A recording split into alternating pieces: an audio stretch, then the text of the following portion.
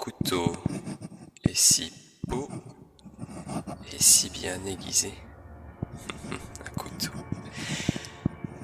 que j'ai envie de l'utiliser tout de suite, si l'occasion se présente. Bonne chance, cordialement.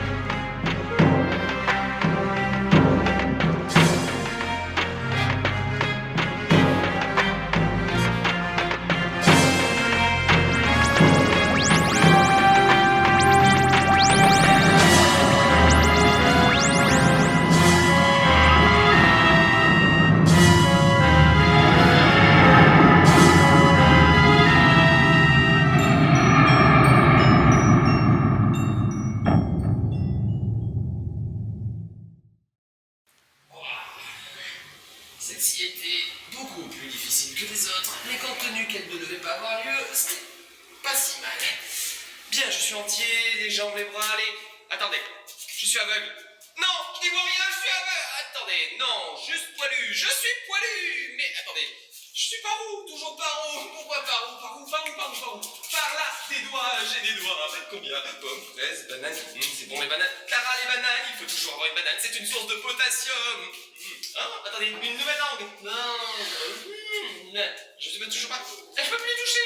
Mon nez. Non, ça faisait sourire mon analyse. Ah, il faut que je trouve autre chose. Attendez, laissez-moi réfléchir. Je réfléchis. Attends, Clara. Je pense. Donc je suis. Il me faut des cartes. Des cartes. Oui, des cartes. Il y a des cartes. Et. Zut, presque.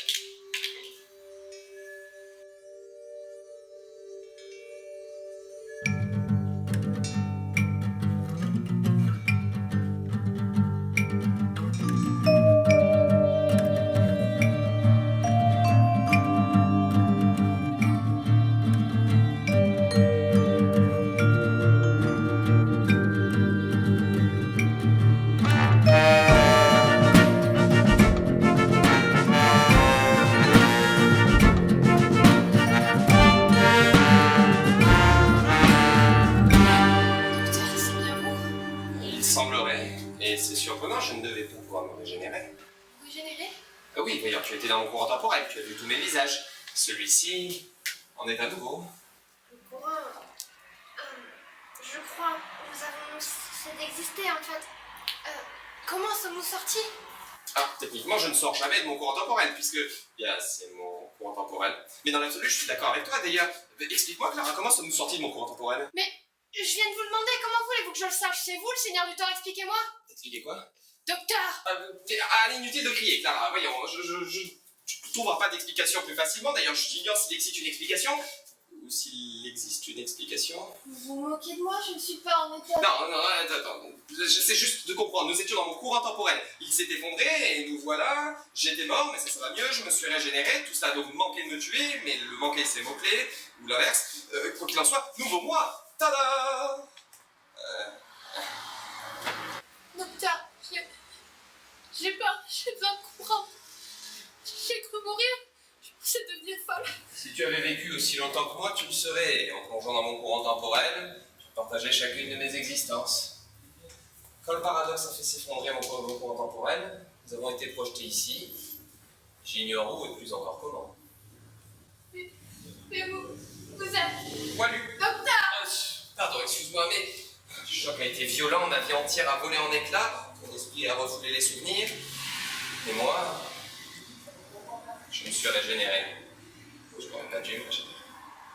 Et où sommes-nous, bon sang? Bon, nouveau mois, nouveaux vêtements. Les nœuds papillons sont cool, mais je vois quelque chose de plus sobre, comme ceci.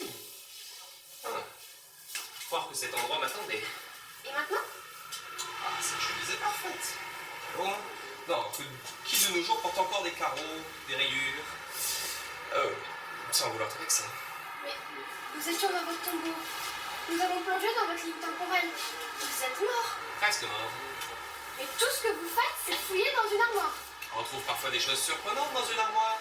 Tiens, une fois, j'ai trouvé un monde entier dans une penderie.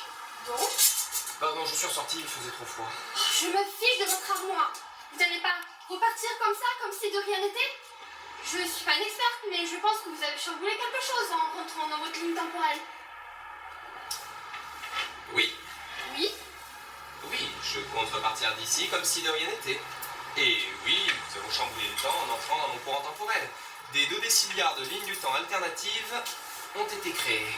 Certaines où Gallifrey existe toujours, d'autres où je suis véritablement mort, et la nôtre qui est probablement la plus improbable de toutes.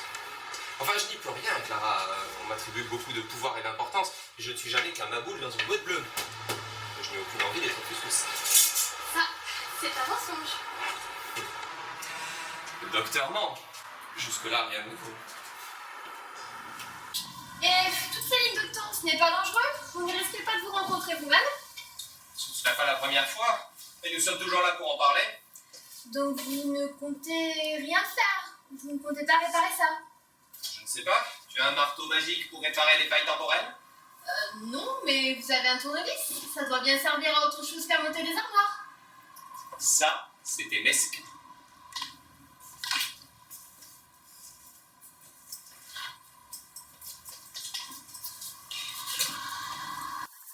Il manque quelque chose.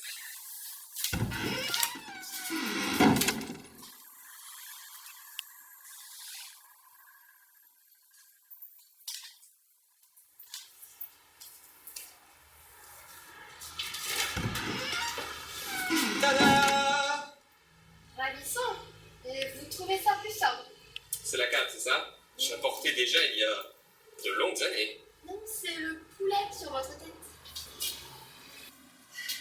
Docteur, je voudrais rentrer chez nous. Ah, oui, j'imagine que tu as besoin de repos. Je te ramène tout de suite. Enlevez ça, vous êtes ridicule. Ben, les cartes! Docteur!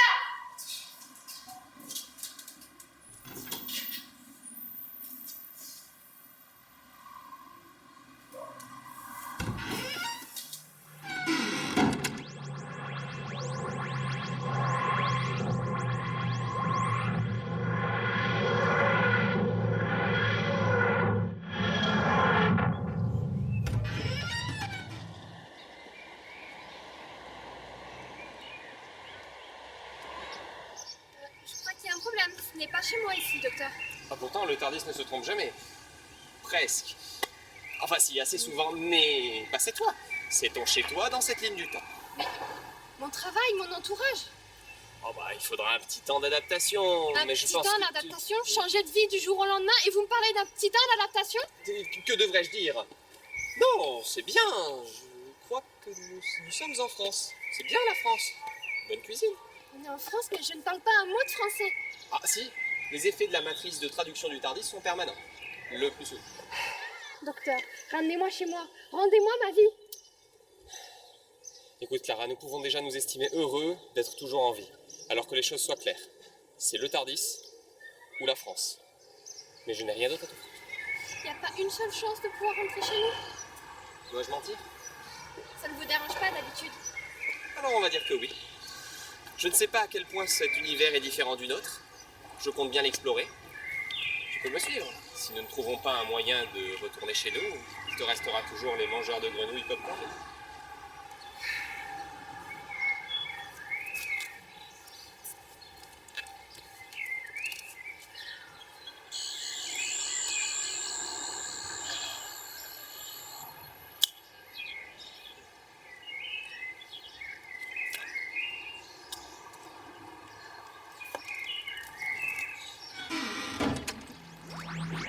Où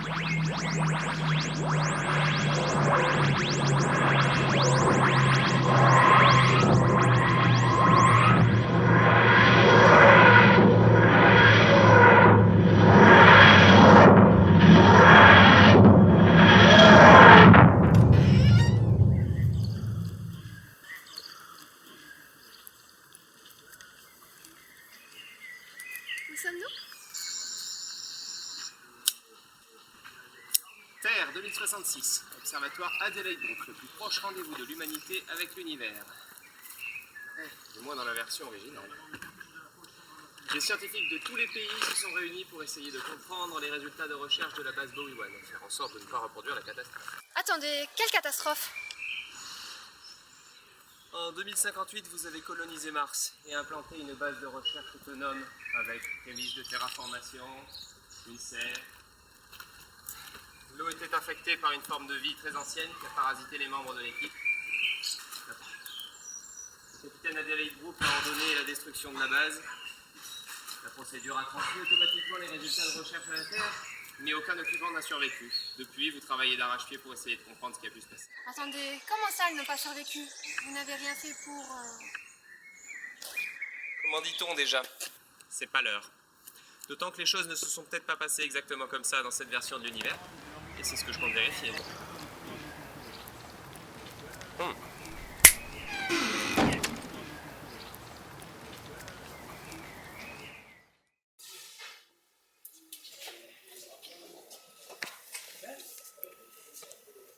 Docteur, qu'entendez-vous par le rendez-vous de l'humanité avec l'univers? Vous allez trouver la preuve d'une forme de vie martienne intelligente. Ce qui n'a rien de surprenant, puisque la planète a été occupée par 3 formes de vie civilisées avant vous. Enfin, cela dit, il a fallu que les Slaytines vous envoient un cochon sur Big Ben pour que vous arrêtiez de vous prendre pour le centre de l'univers, alors... tout ça n'a pas vraiment d'importance. Quoi qu'il en soit, cet observatoire abrite la mission MOVE pour mission d'observation de la vie extraterrestre. D'ailleurs, c'est un pléonasme, me dirait un certain petit génie. En tout cas, les savants ici sont chargés de mettre en relation les données de Bowie-One suite à la catastrophe avec certaines données antérieures, comme celles de Curiosity, par exemple. Ça, c'est mon époque. Oui, je sais, je disais ça pour te faire plaisir. Tu aurais vécu en Grèce antique, j'aurais pu te citer... Aristote? Tu plaisantes. Non, si vous l'aviez écouté, la Terre serait plate, les objets plus lourds tomberaient plus vite, les humains n'auraient que 5 sens. Ce n'est pas le cas? Non mais, c'est pas grave en fait. En tout cas, les résultats vont conclure à la présence de vie sur Mars et conduire l'humanité à élaborer le principe de rétro-terraformation, faisant de Mars la première planète habitable suite à la Terre dans l'empire de la grandeur et de la bonté humaine. De là, en quelques siècles vous suffiront à maîtriser les vitesses relativistes, vous contrôlerez Proxima du Centaure, la galaxie tout entière, et d'ici quelques millénaires, vous vous implanterez partout dans l'univers, pliant l'espace-temps, à votre guise. Ouais, ils sont brillants. Vous êtes brillants, Clara. Mais qui êtes-vous? Que faites-vous ici? Nous sommes des inspecteurs. Nous sommes chargés d'inspecter les installations qui ont besoin d'être inspectées. Vous vous foutez de moi? Cela ressemble à un laissez-passer à vie pour un parc d'attractions. Vous croyez que je ressemble à une souris dessin animé, c'est ça? C'est une blague? Une blague? Attendez, vous connaissez beaucoup de personnes qui peuvent entrer à vie dans les parcs d'attractions? Ah non, certainement pas. Je les ai tous faits, de Paris à Palapuccia, tous. Je suis... Nous sommes des inspecteurs de la sécurité et des normes d'hygiène. Nous n'acceptons aucun civil. Civil, mais nous sommes envoyés par le ministère, vous voyez, vous avez reçu des échantillons. Nous sommes là pour nous assurer que les normes sanitaires sont bien respectées pour éviter tout risque de contamination. Comment connaissez-vous ces échantillons? Ils sont top secrets. Le ministère, vous voyez, c'est marqué là. Depuis quand le ministère des Sports et Loisirs s'occupe de ce genre d'affaires? Sport et loisirs. Oui, non, si, c'est normal. C'est au cas où on voudrait implanter un parc d'attractions sur Mars avec 200 ans d'avance. Excusez-le, ça fait une semaine qu'il est là. C'est un blagueur, je dois le subvertir. Bon, d'accord. Bon, je me présente. Je suis le professeur Ivan Levenko. Je suis le directeur de l'observatoire et de l'équipe MOVE. Professeur Levenko? Mais bien sûr, écoutez, je suis un grand fan. Non, mais en plus, je le savais. Enfin, non, pas tout à fait, mais enfin presque. Enfin, si, je suis un grand fan, enfin, pas civil du tout. Hein, enfin, si, un fan, plutôt civil, parce que je suis plutôt poli la plupart du temps, mais je suis pas civil, Bon, ça va, suivez-moi, je vais vous montrer les installations. Non, c'est vrai, on est passé. Et voici notre salle informatique. Gaston, on t'a fait? Oui, je veux bien, merci. Wow, c'est pas moi, j'ai rien fait. C'est bien ça le problème, les acquisitions se sont arrêtées et le télescope n'est même plus aligné. Est-ce que c'est ma faute à moi si vous venez m'interrompre toutes les 10 minutes? C'est mon travail de m'assurer que vous faites le vôtre, et vous êtes toujours en train de remplir vos satanés sudoku. Ça pour rester concentré. Faites bien le dire, ça ne se voit pas. Ah, on a l'équipe qu'on invite. Alors Gaston, je vous présente Clara Oswald et le docteur. Docteur comment déjà? Juste le docteur. Soit. Alors, le docteur. L'inspecteur de la sécurité des normes sanitaires. Clara, docteur. Voici mon responsable technique et incapable Gaston de Ferré. N'écoutez pas, hein, il est juste jaloux de mon génie et de l'exercer avec flegme et attitude décontractée. Si seulement le génie voulait se remettre à travailler. Oh, bien sûr, Et un travail pour lequel on le paie. Alors ici, nous recevons les données du télescope ainsi que celles de l'équipe de notre dernier rover Serenity. Et les échantillons? L'équipe les a ramenés il y a 2 semaines. Ils nous sont parvenus hier et les premiers résultats devront arriver cet après-midi. En attendant, nous pouvons faire visiter la salle de stockage. Qu'en pensez-vous après le déjeuner? Si vous permettez, je vais faire mon petit tour de mon côté. Je vous rejoindrai plus tard. Oh, oui, allez-y. Ils vont continuer la section.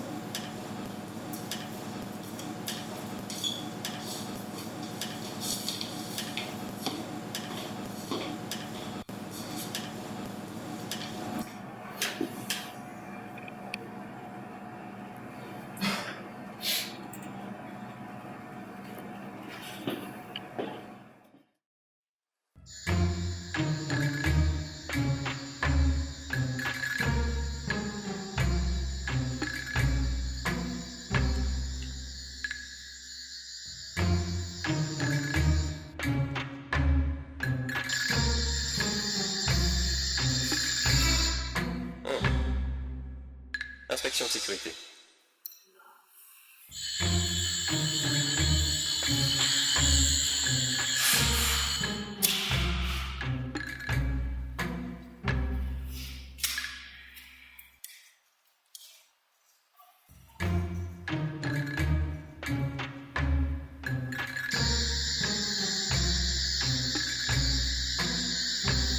Un problème?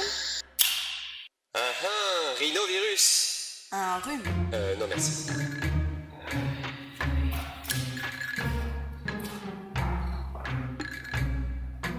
Je suis désolé d'avoir précipité les visites comme ça, mais c'est vraiment pas le temps pour une inspection. Vous savez, avec les échantillons, je n'ai plus une minute à moi.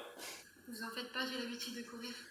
Oui, avec le dispositif d'aujourd'hui, il faut savoir faire des contrôles partout pour éviter des incidents comme Bowie One. D'ailleurs, que s'est-il passé exactement? Ah, vous ne savez pas? On nous a pas fait un topo là-dessus? En 2059, suite à une mauvaise manipulation, un dangereux virus a atteint l'équipage. Donc ceux-ci ont perdu connaissance, ont essayé de se débarrasser du reste. Heureusement, le capitaine Brooke a eu l'idée de provoquer l'autodestruction pour empêcher une contamination terrestre. Et c'est ce virus que vous étudiez ici? Bien sûr, mais vous n'êtes pas là pour ça. Si, oui, c'est vrai. Mais je ne pensais pas que ce virus était aussi dangereux. Ils sont radins en renseignement aux administrations.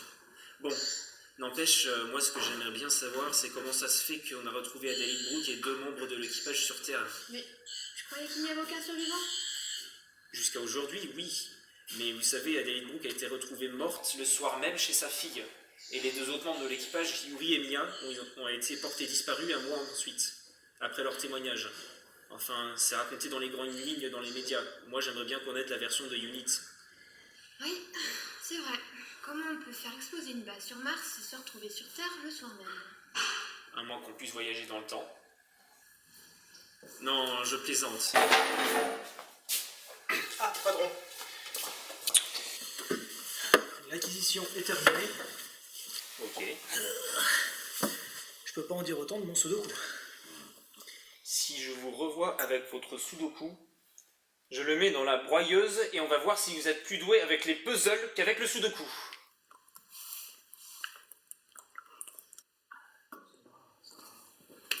Bien. J'ai fini mon petit tour. Tout ça est très hygiénique. Il y a même du savon dans les toilettes. Du moins, ça avait le goût de savon. Et j'ai dit goût. Je voulais dire signature moléculaire. Quoi qu'il en soit, vous avez une épidémie. Pardon? Oui, de rhinopharyngite. Ah, juste un rhume. Vous n'allez pas nous épingler pour ça. Vous épinglez, pourquoi faire? Vous n'êtes pas un papier. Mais vous êtes inspecteur quand même. Ah oui, tout à fait. La preuve.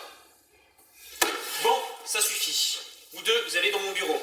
Vous allez pas prendre 30 minutes pour finir votre café et vous allez me signer le dossier sur le résultat des échantillons.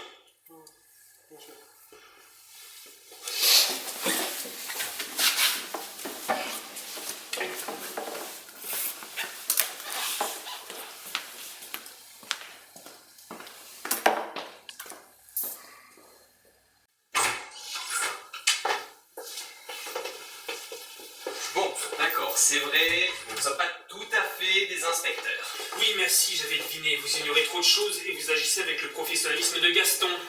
Ce n'est pas un compliment. Moi, j'ignore trop de choses. Je suis le docteur. Comme tout le monde ici, vous avez un doctorat. Bon, vous agissez pour quel gouvernement, pour quel laboratoire, hein? Soyez loquace parce que sinon, d'ici 5 minutes, les agents de sécurité vous mettent dehors. Les agents de sécurité, oui, eux aussi ont un doctorat. Docteur, Quoi? Il a dit que tous ceux qui travaillaient ici en avaient un. Oh, ça suffit. J'appelle la sécurité. Yvan Levenko, vous avez passé votre bac à 12 ans, obtenu votre doctorat d'astrophysique à 22, puis 2 autres en microbiologie et maladies infectieuses. Une mère trop protectrice et un père absent vous ont conduit à trouver refuge dans les sciences. Vous avez soutenu 2 thèses le même jour, après avoir appris le décès de votre mère la nuit précédente, des suites d'une maladie infectieuse que vous n'avez pas su voir. Trop occupé, je présume, à devenir le génie du siècle. Le cas de la base Bowie-One vous passionne plus que quiconque. Je suis certain qu'en fouillant dans vos affaires. Bien sûr, sans surprise. Vous vivez avec cette question qui vous taraude. Comment 3 personnes ont pu mystérieusement se retrouver sur Terre tandis que la base explosait? Sur Terre, dans la rue qui se trouvait être la vôtre à l'époque. En 2066, 2 personnes entrent en fraude dans votre laboratoire. Mais à l'instant où vous prenez votre téléphone pour appeler la sécurité, celui qui se fait appeler le docteur vous annonce « J'étais sur Bowie-One ». Vous doutez, mais puisque 3 personnes en ont mystérieusement réchappé, vous posez votre téléphone. Vite. Vous avez mon attention. Le 21 novembre 2059, j'étais sur Bowie-One, j'ai vu Adelaide Brooks se battre pour sauver son équipe. Le virus était captif d'un glacier, un simple filtre défectueux, et l'eau du potager a contaminé le premier d'entre eux. Mais le pire de tout, c'est que je le savais. Tout cela devait arriver. Parce que dans la trame du temps, la mort d'Adelaide Brooks est à l'origine d'une immense partie de votre histoire spatiale. Un point fixe tellement nécessaire qu'à l'instant où j'ai tenté de la sauver, l'univers a compensé le paradoxe de la plus naturelle des façons. Depuis ce jour, il n'est pas un instant où je ne porte le poids de cette erreur. Alors tous les agents de sécurité du monde ne m'empêcheront pas de m'assurer que tout se passe comme prévu ici. Comment vous avez fait? Simple comme un voyage dans le temps. Mon vaisseau les a ramenés sur Terre en une fraction de seconde. Même moi, en fait. Et la boîte bleue, ce n'était pas vous? J'aurais préféré, mais si, c'était moi. Je suis le docteur, seigneur du temps de Gallifrey. Je voyage à travers temps et espace. Et si, aujourd'hui, vous pouvez me considérer comme l'inspecteur de votre histoire. Mais tout cela n'a aucun sens. Amusant. Vous avez vu Adelaide Brooks dans votre rue, alors même que Bowie-One explosait. Vous n'avez jamais remis en cause ce que vos yeux vous disaient. Mais aujourd'hui, alors que la clé du mystère se présente à vous, elle n'a aucun sens. docteur, vous auriez pu y aller un petit peu plus doucement. Pas le temps pour ça. En ce moment même, vos chercheurs viennent d'isoler le virus responsable de la catastrophe de Bowie-One. Mais un manquement au protocole va conduire à la contamination d'un membre de votre équipe. Ce qui mènera à 2 conséquences. La première, vous déduirez l'intelligence de cette forme de vie. La seconde, cet observatoire connaîtra le même sort que la base Bowie-One dès que ses résultats seront transmis. Vous pouvez me prendre pour un menteur et voir votre travail partir en fumée ou attendre 24 heures avant de transmettre les résultats que M. Deferré va vous apporter. Professeur Levenko, nous avons les résultats des échantillons. Oui, bon, on n'est pas à un détail près. Professeur Cazeneuve, mais où est Gaston? Il devait superviser l'obtention des résultats. Nous ne l'avons pas vu et le rapport n'est pas encore signé. Et alors, ces résultats? Positif, professeur. Nous avons une forme de vie confirmée dans un des échantillons. Merci. Posez ça sur mon bureau, s'il vous plaît.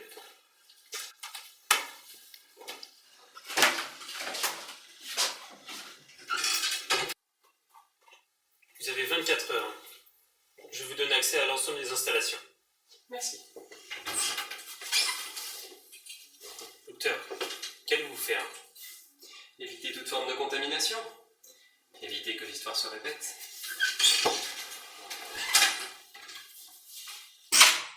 Mais avant, je peux récupérer ma cape. Alors c'est ça le rendez-vous de l'humanité? La destruction de l'observatoire. Et vous n'allez rien faire. Tu m'as écouté, non? On ne touche pas à un point fixe. Mais alors? Alors, on s'assure qu'il n'y a aucune contamination. Dans 24 heures, les résultats seront transmis et les échantillons détruits. Nous repartirons tranquillement et d'autres poursuivront la conquête spatiale. Yvan Levenko vient de faire sa seule découverte majeure, en dépit de son talent. Mais vous venez de dire que... Tu ne m'as pas écouté, on ne touche pas à un point fixe. Il n'y a jamais eu de contamination terrestre par ce virus. Dans un an, l'observatoire Adelaide Brooks sera fermé et ses recherches réutilisées pour élaborer la rétroterraformation. Alors vous lui avez menti. Le docteur Bang est nouveau. Je ne vais pas lui révéler son avenir, ce serait pas correct. Qui voudrait connaître la fin avant de voir le film?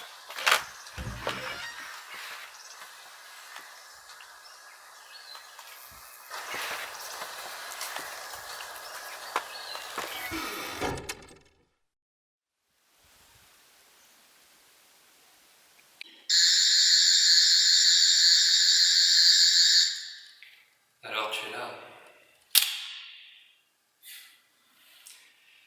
Une seule goutte suffit.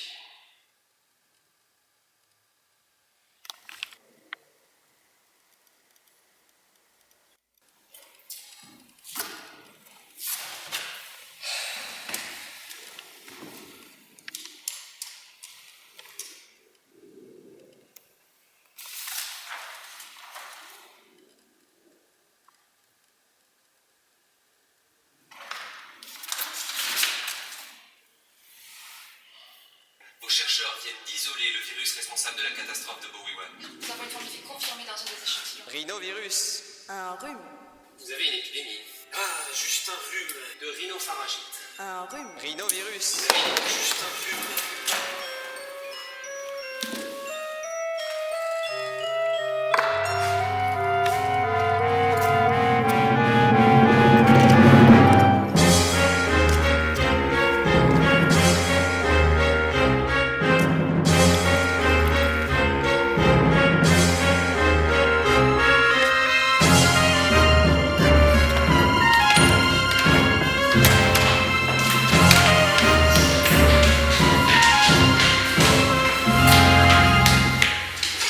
Yvan, vous devez déclarer la quarantaine.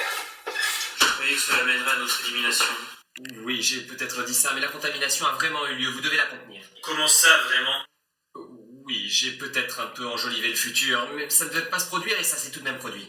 Vraiment? Il s'avère que j'ai vérifié les protocoles et... Il n'y a aucun incident à déplorer. Attendez, vous vous sentez bien? Mais je vous dis que c'est juste un rhume. Allez-y, sortez de mon observatoire. Rhinovirus, non, c'est un rhume. Bon, les agents de la sécurité vont vous escorter à la sortie. Souvenez-vous, une seule goutte suffit. Allô, sécurité? Ici le professeur Levenko. Veuillez vous assurer que le docteur Amy Oswald, entrez, ne puisse pas revenir.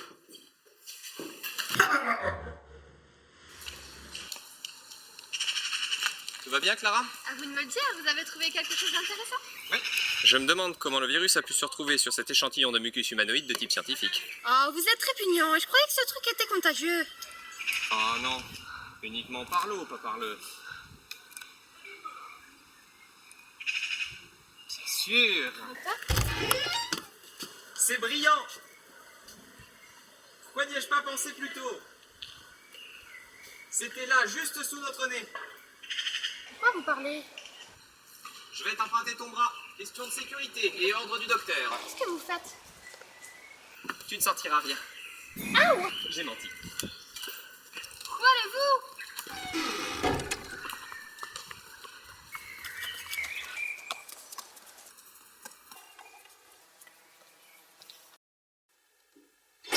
Yvan, j'ai trouvé cette une.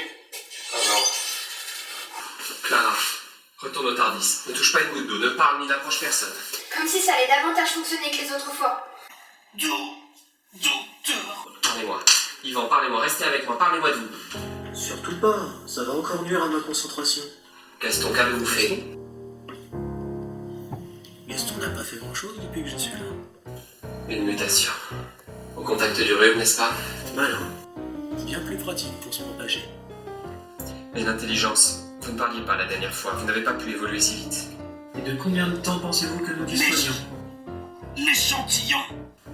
Voyons, patron, je suis là depuis plus longtemps. Hélas, nous sommes plus virulents. Ceux qui ne cèdent pas luttent jusqu'à l'épuisement. Arrêtez ça.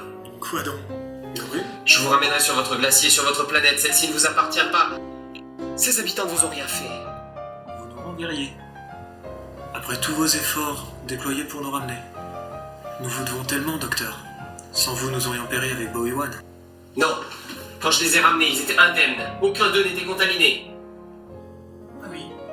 Et selon vous, qui était chargé d'inspecter le glacier et le réseau d'eau de Bowie One? Gadget. Non. Cet imbécile a trouvé ce vieux robot déglingué dans une cave. Il avait besoin de pièces détachées. Je ne pensais pas tenir aussi longtemps dans la graisse d'un moteur. Docteur, vous allez bien? Retourne au Tardis. Pas question. Retourne au Tardis.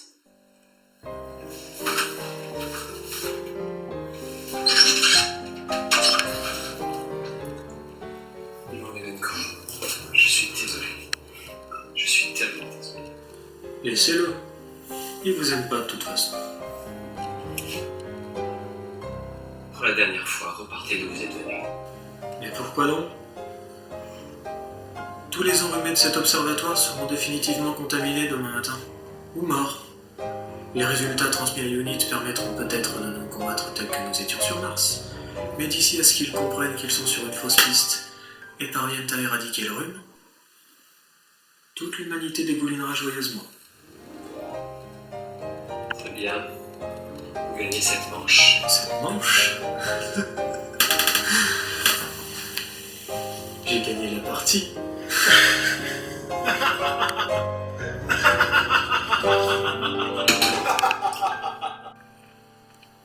Ne me parlez plus jamais comme ça. Qu'allez-vous faire maintenant? Je corrige mes erreurs. En repartant, vous allez laisser l'observatoire comme ça. Non, je ne vais pas laisser comme ça. Qu'allez-vous faire maintenant? La même chose que la dernière fois. Je vais détruire cet observatoire. Pardon? Avec tous ces gens à l'intérieur, vous n'allez rien faire? Oh, j'ai fait. J'ai déjà fait pour tout ceci et le prix d'une toute petite erreur faite pour. Les résultats ont été transmis. Le rôle d'Ivan et de cet endroit est terminé. J'ai déjà affronté cette chose et elle est plus redoutable encore qu'avant. Je ne peux rien faire de plus. Mais vous allez le tuer! Je viens de le faire.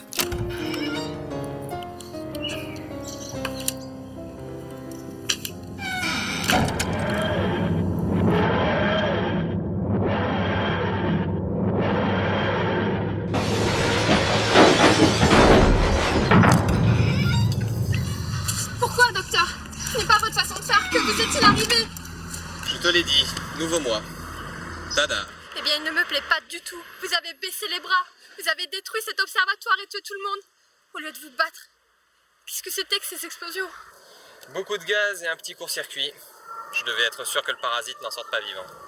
Où sont passés les grands préceptes du docteur? Oh, ils sont bien là.